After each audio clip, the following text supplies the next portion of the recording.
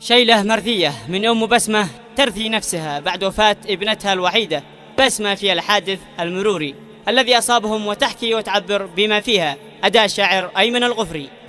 أمانة يا إلهي عيني قلبي،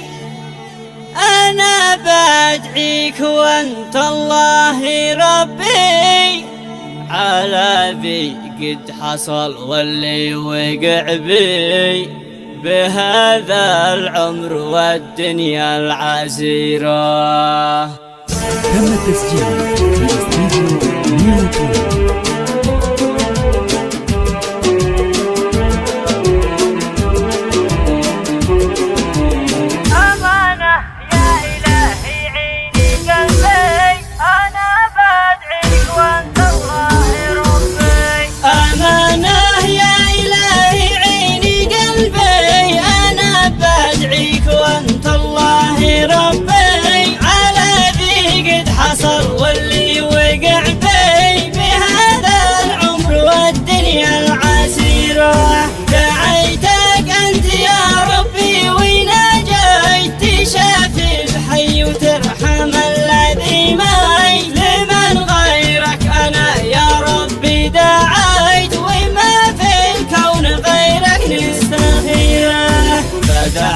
القول باكي واكتب قصيدة من الأحزان ذي توقد وقيدة،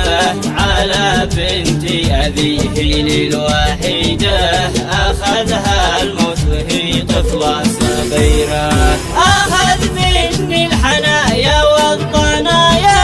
وشل الموت أغلى ما لدايا، وحيدة أمها كانت غلايا، عيشتي بعدش مريرة، حنيني بعدش ظلم البيت، وبعدش كم دموع يا بنتي صبيت، ومن بعدش أنا حنيت وونيت، حنيني هز كل وادي وديرة، توفت ابنتي بسمة الضنينة،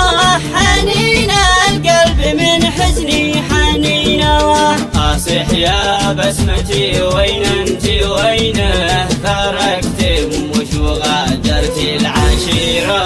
وكيف بشرح لكم قصة وفاها، بحادث صابنا واحنا معاها، تمنيت لو تكون روحي فداها، ولكن القدر حكمه يسير، توفت ابنتي واحنا بقينا، أنا والأب وابني لك حيينا، بفضل الله من الحادث نجينا، برغم أكسارنا كانت كثيرة،